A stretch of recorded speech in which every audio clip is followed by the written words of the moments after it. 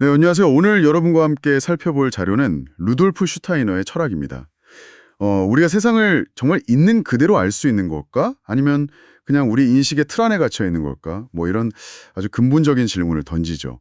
오늘 이 자료들을 통해서요, 슈타이너가 말하는 생각의 힘, 그리고 그게 현실과 어떻게 연결되는지에 대한 그만의 독특한 시각을 좀 깊이 있게 파헤쳐 보려고 합니다. 우리가 아는 것의 경계를 넓힐 수 있을지 한번 들어가 보시죠. 네, 그 슈타이너가 활동하던 시기에는요, 보통 인간의 인식 능력에는 한계가 있다. 그래서 현실의 본질에는 뭐랄까 도달할 수 없다? 이런 생각이 꽤 지배적이었거든요. 근데 슈타이너는 바로 그 지점에서 좀 과감하게 반론을 제기합니다. 우리가 하는 이 생각이야말로 오히려 더 깊은 현실로 들어가는 문이 될 수 있다. 이렇게 본 거죠. 이게 단순한 관념이 아니라 현실을 파악하는 어떤 도구로서의 생각을 강조한 겁니다.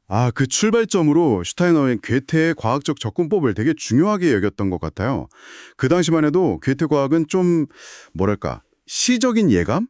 이 정도로 치부되기도 했었는데, 슈타이너는 괴테가 발견한 결과 자체보다는, 사물의 본질을 전체적으로 또 직관적으로 파악하려 했던 그 방식 자체에 주목해야 한다고 본 거죠. 맞아요. 그리고 되게 흥미로운 게 헤겔이나 쇼펜하우어, 심지어는 유물론자인 해켈까지 이렇게 서로 입장이 좀 다른 사상가들이 각자 자기 주장을 뒷받침하려고 괴테를 인용했다는 점이에요. 이건 어떻게 보면 괴테의 통합적인 시각이 얼마나 좀 피상적으로만 이해되었는지를 보여주는 거죠. 그 사람들은 괴테의 개별적인 발견에는 주목했지만 정작 그 바탕에 깔린 전체를 꿰뚫어보는 관찰 방식, 그 혁신성은 좀 놓쳤던 겁니다. 경험 자체는 그냥 뭐랄까 파편적인 데이터들의 나열일 뿐이다. 이런 거군요. 네, 맞습니다. 공간적으로 그냥 옆에 있거나 시간적으로 뒤따라오거나 할 뿐이지 그 자체로는 아무런 의미 연격이 없다는 거죠. 예를 들면 번쩍이는 빛 따로, 우르릉거리는 소리 따로 이렇게 경험하는 것처럼요. 그렇죠. 그리고 바로 그 파편화된 경험에 의미와 질서를 주는 것. 그게 바로 생각의 역할이라는 겁니다. 근데 여기서 한 걸음 더 나아가는 게 슈타이너의 진짜 독창적인 부분인데요. 그는 생각을 단순히 우리 머릿속에서 일어나는 주관적인 편집 과정 이렇게만 보지 않았어요. 마치 우리 눈이 빛이라는 객관적인 실제를 포착하듯이 생각이 현실의 비감각적인 측면, 그러니까 눈에 보이지 않은 법칙이나 이데아 같은 것을 직접 인식할 수 있는 어떤 객관적인 기관일 수 있다. 이렇게 주장합니다. 와, 생각이 현실을 인식하는 기관이라니. 이건 정말 좀 혁명적인 발상인데요. 그냥 정보를 처리하는 걸 넘어서 눈이나 귀처럼 현실의 어떤 다른 차원을 감각한다는 뜻인가요? 바로 그 지점입니다. 네. 생각이라는 것이 세계의 숨겨진 구조, 그러니까 법칙성이라든지 원형 같은 것을 직접 파악해낼 수 있는 능력이라는 거죠. 이건 우리가 세상을 이해하는 방식 자체에 대한 어떤 근본적인 재검토를 요구하는 그런 관점인 거죠. 그렇다면 이런 관점은 특히 살아있는 생명체를 이해할 때 더 중요해지겠네요.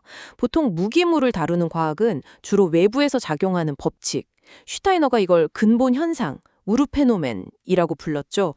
이런 걸 찾으려고 하잖아요. 맞습니다. 하지만 식물이나 동물 같은 유기체를 제대로 이해하려면 단순히 외부 법칙만 가지고는 부족하고 그 생명체 안에 내재된 고요한 형태 원리, 이걸 원형이라고 하는데 이 원형을 파악해야 한다고 슈타이너는 강조합니다. 뭐랄까, 개별 나무들의 차이를 넘어서서 나무다움이라는 어떤 보편적인 원형을 인식하는 것처럼요. 이건 단순히 부분을 합친 것 이상의 전체적인 생명의 설계도 같은 그런 개념이죠. 그럼 그 원형이라는 건 대체 어떻게 파악할 수 있는 건가요? 분석적인 방법만으로는 좀 어려울 것 같은데요? 그래서 슈타이너는 괴테가 말했던 직관적 판단력, 안샤운데 올타이스크라프트, 이게 필요하다고 말합니다. 대상을 막 논리적으로 해부하는 대신에요. 그 살아있는 전체적인 본질을 직관적으로 확 꿰뚫어보는 그런 능력이죠. 이건 단순한 논리 증명을 넘어서는 대상의 그 생명력과 직접적으로 교감하는 그런 인식 방식이라고 할 수 있어요. 마치 오랜 친구 얼굴을 분석하지 않고도 그냥 딱 알아보는 것처럼요. 아하. 듣다 보니까 이 모든 인식에 대한 이야기가 결국 우리 삶에 되게 중요한 문제, 그러니까 자유와 연결되는군요. 네, 정확합니다. 슈타이너한테 진정한 자유라는 건 외부의 규칙이나 명령, 칸트가 말한 의무 같은 것에 따라서 행동하는 게 아니에요. 오히려 자기 자신의 내면 깊은 곳에서 우러나오는 통찰과 이해, 여기에 기반해서 스스로 행동의 원리를 세우고 따를 때 그때 가능하다는 거죠. 그는 누구도 강요받아서는 안 된다. 이니만도 모습 맨순는 말을 인용하면서요. 인간이 세계와 자기 자신에 대한 깊은 이해를 통해서 스스로 법칙을 형성할 때 가장 온전한 자유를 실현할 수 있다고 봤습니다. 결국에는 생각하고 이해하는 능력 그 자체가 우리를 자유롭게 만드는 열쇠다, 이런 거군요. 오늘 슈타이너의 관점을 통해 보니까 생각이 단순한 머릿속 작용을 넘어서 현실의 본질을 파악하는 통로이자 또 생명과 정신을 이해하는 길이고 궁극적으로는 우리 자신의 자유를 가능하게 하는 힘이라는 걸 확인하게 되네요.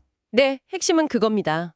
생각이 세상을 그냥 수동적으로 비추는 거울에 그치는 게 아니라 오히려 세상의 숨겨진 의미와 법칙을 능동적으로 밝혀내고 그 안에서 우리가 주체적으로 살아갈 수 있게 하는 그런 힘이라는 점이죠. 자, 마지막으로 여러분께 질문 하나 던지면서 마무리하고 싶습니다.